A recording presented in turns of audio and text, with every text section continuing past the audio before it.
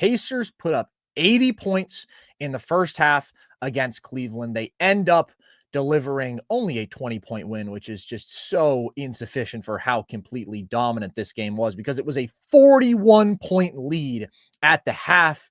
They take a commanding 3-1 lead in this series. What do you have to say about those Indiana Pacers? This game it felt like over in the first half, man. It sure was.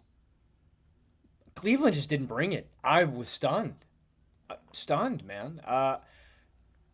Indiana's defense, I didn't know also could reach this level. I thought this was going to be the biggest liability of any team remaining in the field. Maybe the Knicks defense I trust less. I don't know. I think it's pretty close between both of those teams, but I didn't think Indiana was capable at defending at this level, and I'm just surprised. I thought the zone kind of gave Cleveland fits, and obviously Cleveland isn't at full strength. I think that's important to mention just because Garland's dealing with the little injury, right? Sorry. I was just going to say he ended up being the best player on the floor for them. It was in garbage time. He didn't do anything. But they have all their guys out there, except Donovan Mitchell then hurts his ankle in this Yeah, game. and he's out. Yeah, I see what you're saying about them not being at 100%. I think it's just they have all their important guys to out mention, there. but also Donnie didn't even come back in the second. It didn't matter. This game was a 41 done. Point game, yeah. Yeah, exactly. They 80-pieced him in the first half. I don't know if I've ever seen that before. 80 is ridiculous. OKC did it a couple days ago, pal. OKC did in game 2. They had 87. That's ridiculous. Yeah, dude, that was the most ever in a half. Offenses are these are the best offenses, and that's the people when I hate on the three ball, man. That's the magical thing that can happen when the three ball is going. Shout out Miles Turner. And yet we've never seen better defense. And if I had to pick what's the theme of the playoffs, I would say I've been more impressed with the defense than the offense collectively.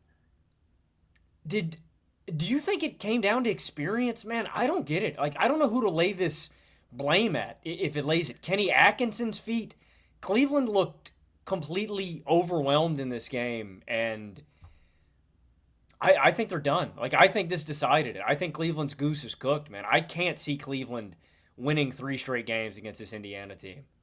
Logan Camden is Mr. Negative today, man. He wants to start with where things went wrong for the Nuggets, where things went wrong for the Cavs. Truthfully, I thought that this was just a special half of basketball from Indiana. One of the best I've ever seen. And that's not to say that Cleveland did not also play very badly, but if I were to pick a side, what would I focus on first? It's Indiana. That being said, you, Mr. Negative, have chosen to talk about the Cleveland Cavaliers and their issues, so we can start there. But at the same time, I think that their issues start with Indiana just being so insanely good defensively in this game. They were so sped up by the Pacers' ball pressure, and that just forced them into so many mistakes. Everything felt rushed for them. They had so many turnovers in the first half of this game. And then obviously, they could not keep up with the Pacers shooting because it was absolutely absurd. They just did not match Indiana's intensity or physicality in this game. And that is inexcusable. You can have one of those games where you get smacked in the face and you just don't have a response if you're up 1-0 in a series. You can't have it when you're down 2-1. That's a backs against the wall kind of spot where you have to be the team that has more urgency. You have to be the team that is quicker to the 50-50 balls. That was not the case in this game. Indiana was the team who was playing harder, but they were also just the team that was playing better, man. And then I thought that the Cavs did start to really unravel late in the first half.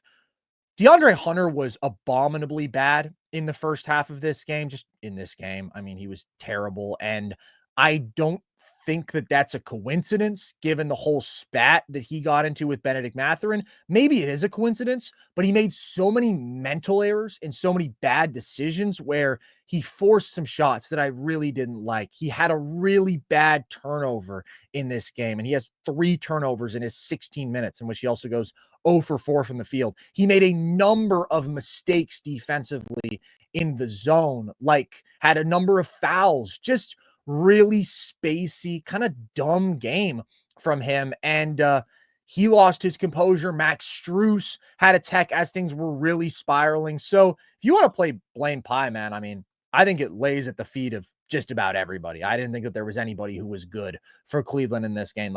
Garland puts up his numbers, but he was bad in the first half, and I think still clearly is bothered by the toe. He falls down multiple times again in this game. They called a foul on TJ McConnell when he basically didn't touch him because Garland just lost his balance because his balance has been out of whack because his toe is sprained. Like, he is the one who I do still think you see being affected by the injury.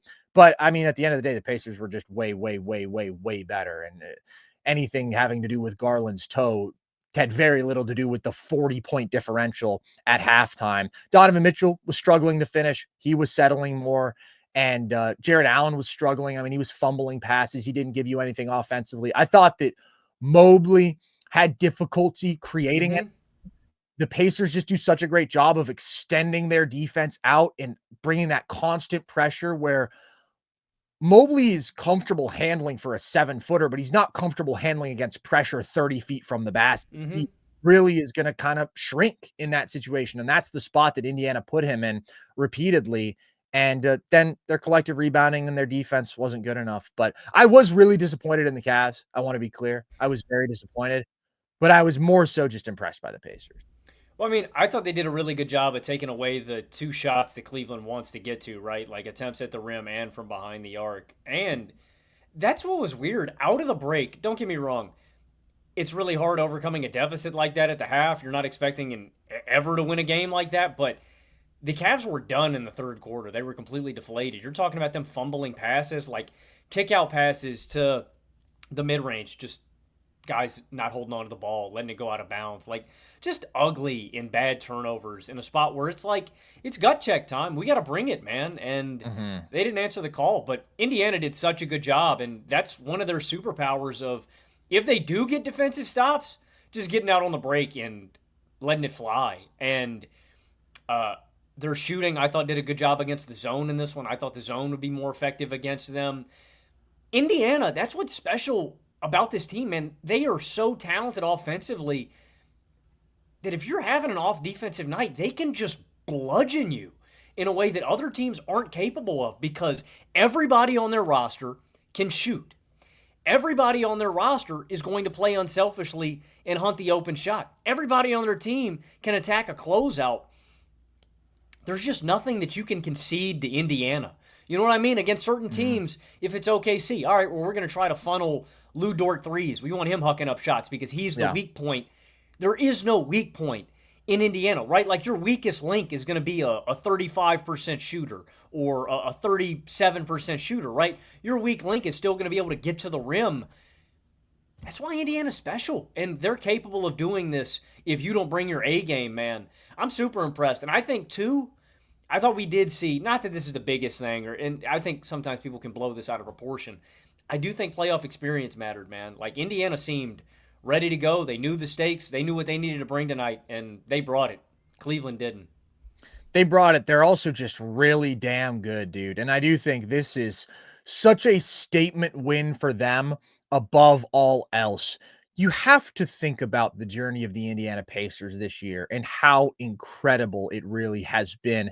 They started the year 9-14, Logan. Hallie was struggling with the back issues. He was in a shooting slump. The whole team was really struggling accordingly. Since they broke out of that and since Hallie really got right, they are 44-15 when he plays. That is a 61-win pace for 3/4 of the season, and that includes the playoffs, 2 series of playoff basketball now, almost.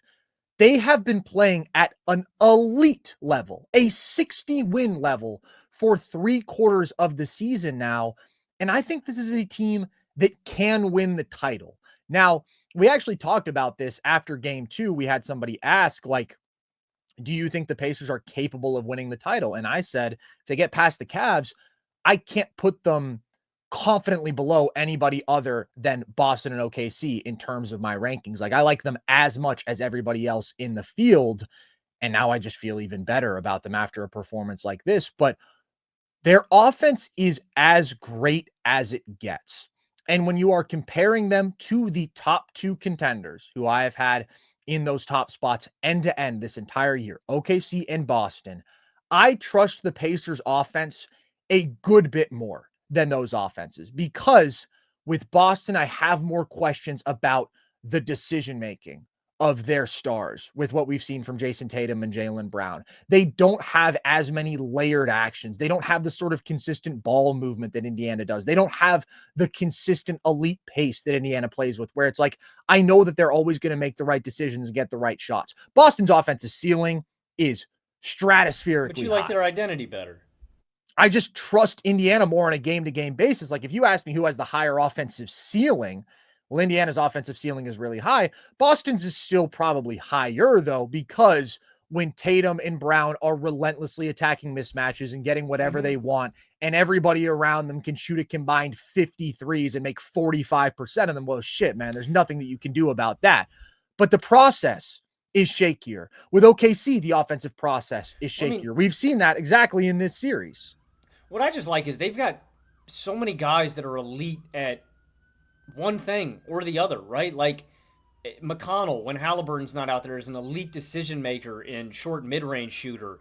You know, if it's Neesmith on the wing, right? He's a great shooter. If it's Obi Toppin, he's an amazing lob threat. And when you can get him out in the open floor, it's like everybody does their job, fills their role, and does it at a high level. And the thing we were talking about with OKC, when one guy's not giving it to you, you've got a guy off the bench that you can turn to, right? That you trust a relative amount. If it's Nembhard, and I'm just using that with the guard rotation in general because he starts sometimes, right? But Hallie, Nembhard, McConnell,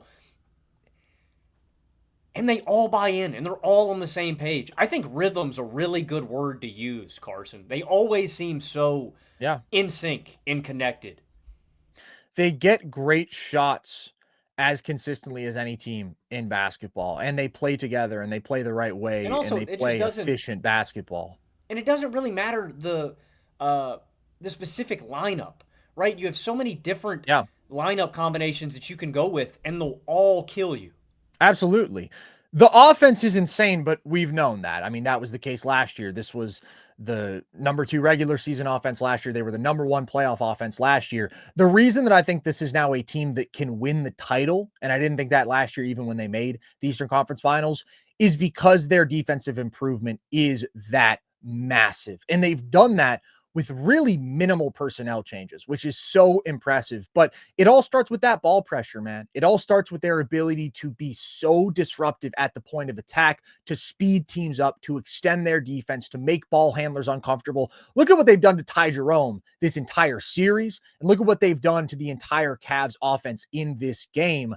It's so impressive, and they are deep with good perimeter defenders. Neesmith, Nembhard, TJ McConnell. These are guys who hellaciously pressure the ball. And then Benedict Mathurin, he picks up, he defends, and he's a really good athlete. Tyrese Haliburton has been really good defensively in these playoffs. He is engaged as hell, and he's got the size and the length and the hands to make plays on that side of the ball. Everybody competes their ass off on the perimeter. That's where it starts. I also think Miles Turner has been excellent protecting the rim in these playoffs, and I think it's probably the best defense I've ever seen from him. And they have no weak points. There's nobody who you can go at who has clear physical limitations, who is not going to compete, who you can exploit. And like, that's a really significant thing, to just be that solid defensively. They don't have the elite personnel that some other teams do. And that's why I still think their defense is certainly a notch down from the best of the best, but they're very solid all around. So when you have the offense that I trust probably the most out of the remaining field, like if they take care of business against the Cavs, I'm going to like their offense more than anybody else who advances to the conference finals. And their defense is as solid as it is. There's nobody who I look at and say the Pacers can't beat them. Would I pick them to beat Boston or OKC? Absolutely not. Would I be shocked? Like, can I not envision a world, though, where they do take Boston down in 7? Like, if Boston's offensive process is just a little sloppy and they're not shooting the ball super well, again, like, I would be surprised if that happened. Certainly, I do think that Boston has more margin because of their two-way greatness and all their shooting, et cetera, et cetera. But I can't say that I can't see a world in which that happens. I can't say that I can't see a world in which Indiana beats any team that is out there. Like, everybody is flawed. And that's what we're seeing from Boston. That's what we're seeing from OKC. That's what we've seen from the Cavs. And Indiana is the team that has really shown us that. So, like, again, I just want to apologize to the Indiana Pacers. And I called them the most underrated team in basketball like a month before the playoffs when we did that show with Hoop Venue.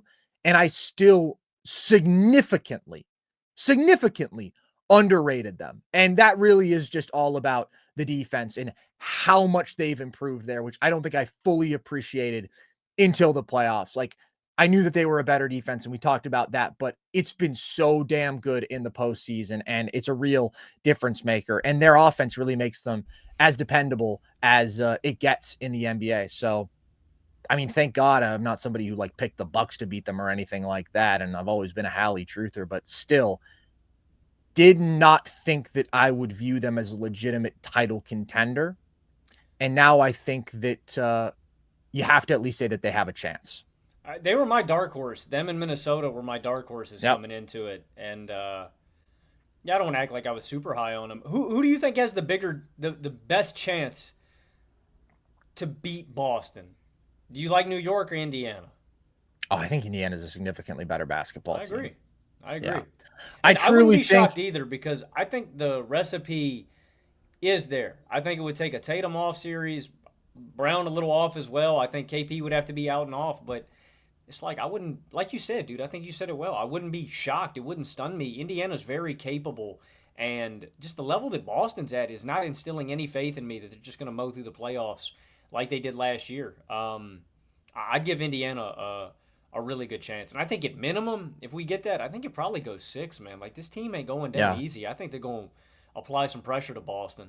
Oh, absolutely. It's at least going 6. Like Indiana's offensive floor is so damn high, and Boston's offensive floor right now doesn't feel very high. Like I am confident that Boston is going to come back and beat New York because I don't think that New York is going to continue to produce the defensive results they did in the first 2 games. They did a great job. Boston also melted down in a freakish kind of way and shot the ball so horribly. In like game 3, you saw a big reversal of that. And I think that they've corrected things and they're just the much better team. When it comes to Indiana, though, I think that they can consistently produce elite offensive results against Boston in a way that New York cannot. Because while Boston can really key in on a Jalen Brunson and can exploit some of their offensive weak points like a Mitchell Robinson or like a Josh Hart and basically ignore those guys, there's nobody who you can do that to on the Pacers. They're such a collective effort, and they're just a much more difficult offense to guard in totality because of that. And they're a really solid defense. Like, I still think it's going to be hard for them to slow Boston down consistently. Boston, to some extent, kind of has to slow themselves down when they're off, but they're going to fight, and they are not going to have dudes who you can just look at and say, oh, he's food. I'm going to go at him over and over again. So I just want to hammer home how great Indiana is. You're talking about a huge sample size of them playing fantastic basketball, and they have to get credit for that. Specifically in this game, props to Pascal Siakam on like probably one of the best shot making performances in a half that you'll ever see in your life. I mean, he was just cooking, attacking Max Strus out of the post early, punishing some mismatches there, but then he also just like started raining threes and contested middies as the half went along. Miles Turner, similar thing. I thought that he got to some really good looks early, but then also he's just raining threes. Like, their collective ball movement was incredible. They created a bunch of good shots. They were consistently getting good looks from the corner against the zone. Like, they had a totally different level of composure and efficiency against the zone. They were so good in terms of their ability to create the shots they wanted. At the same time, whenever they had to take a tough shot, they made it, and they made it over and over again. And whenever they had an open shot, they made it to an absurd degree. Like, they were 12 of 18 from 3 in the first half. So just a sparkling two-way performance, man. I mean, they put up 80 points in the first half, and I think there's a strong argument to be made that they were better defensively, at least as good. Like, I would say I was more impressed by the defense, at least because the offense was phenomenal, but some of the shot-making stuff, you're like, okay, yeah, you're a good shooter. How consistently are you making that shot? Whereas defense, it was like every single possession, they were preventing the Cavs from getting a rhythm. They were making life hard on them. And I think in that sense, that impressed me more from the first half. But I mean, they get A pluses on both sides of the ball. Do you want to address the elephant in the room? Do you think the Cavs are The 2015 Hawks? No. We already did that one. I mean, look, man, conversations change when you're down 40 and a half and you are healthy. Not the chill, bro. I'm not saying I that they're think the 2015 overrated. Hawks, but I I think understand people overrated is a asking more. good question to ask. I do think that is a pressing question. I don't really think so, man. I think that this has a lot more to do with the Pacers being sick and everybody underrating the Pacers. I think that includes us, even as we were saying, this is the most underrated team in basketball. Like, I was still, again, significantly underrating them. So that's what it's more about to me. The Pacers just putting together a phenomenal game and a really impressive series. And, like, obviously, they beat the Cavs with all their guys out there in this game. But in game one, there was no Garland. In game two, the Pacers eked out a win where there was no Garland or Mobley or Hunter. So I do think that that context is important. This is a really ugly game for the Cavs. Very, very ugly. But it's not enough for me to say they're overrated, especially because, like, I always viewed them as a clear third team to OKC and Boston. End to end this year, I said, yeah, I think if they belong in conversations with those teams more than anybody else, absolutely. I thought that they were a clear third team better than the field. I also thought that because of some of their defensive vulnerabilities, I couldn't put them at the same level as OKC and Boston. So, no, I don't feel like they should be looked down upon and They like definitely written have. off. I agree. They definitely have underdelivered, but I don't think they're overrated by any means. I mean, it's hard. And I understand if people are like, well, how can you say that when they just got blown out? It's like, this is the only game when they've got blown out while actually having their dues. I mean, they took care of business in game three.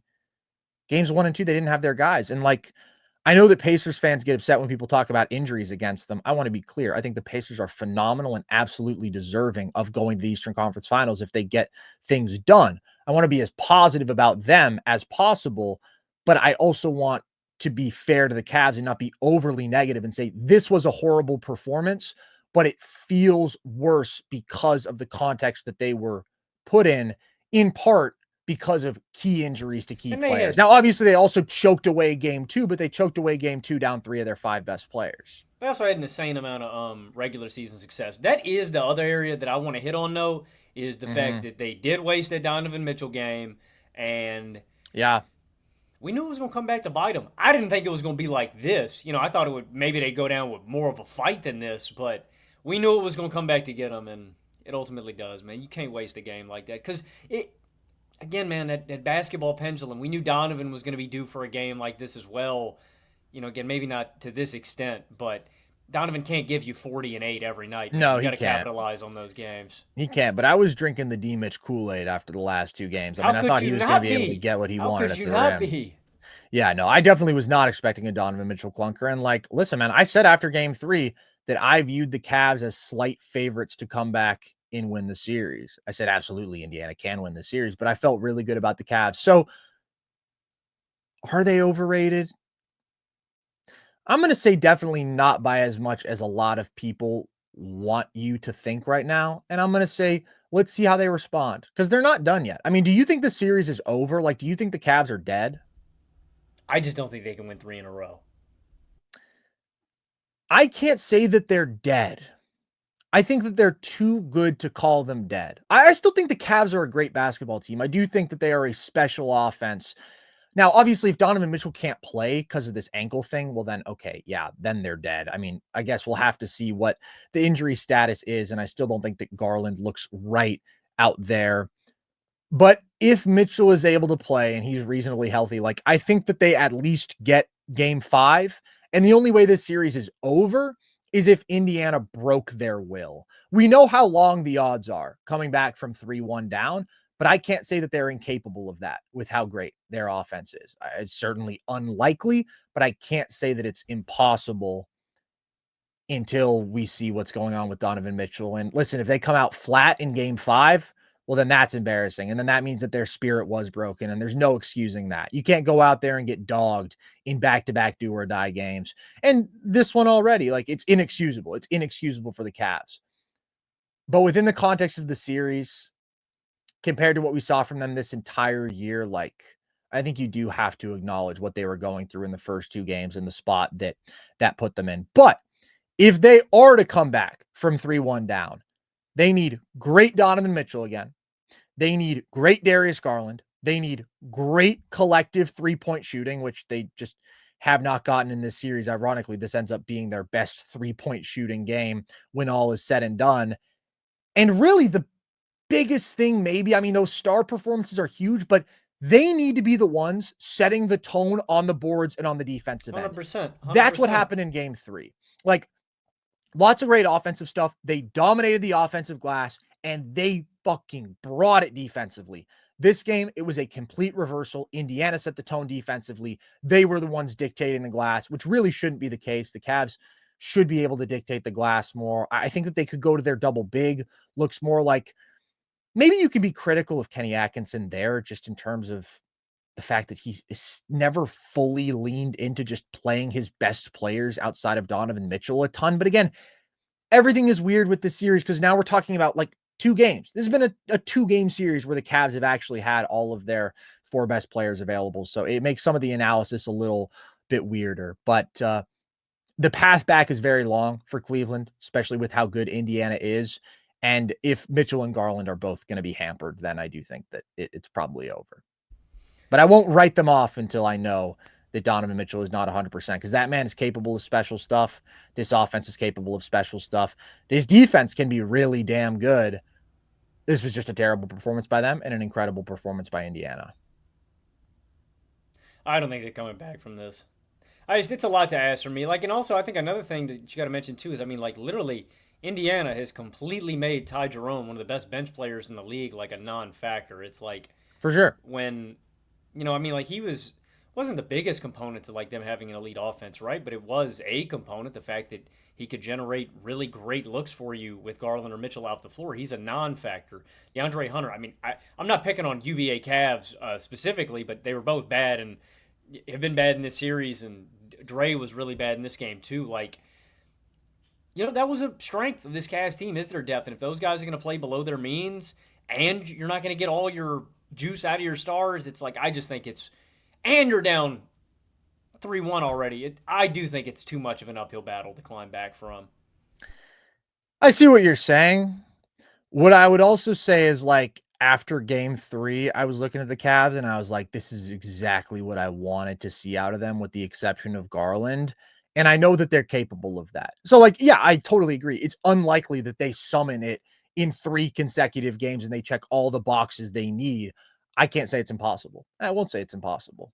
Let's see. It's really, really hard. That's for sure. But I can't say it's impossible. But again, you got to consider, man, so much credit has to be given to the Pacers. They have been an elite basketball team for a vast majority of the year, and they're showing everybody exactly why. We have a generous donation from Bleron9. Pacers' depth also limits injury, unlike other teams.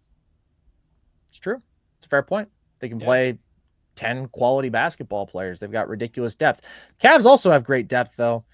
And they didn't really overtax their stars with minutes. They all just ended up getting hurt anyways. But, I mean, that's absolutely something that makes the Pacers so special. What Mathurin can give you, what TJ McConnell can give you off the bench, what Obi can give you off the bench, Jarris Walker defensively, just a ton of good basketball players. And everybody in their starting 5 does their job at a high level.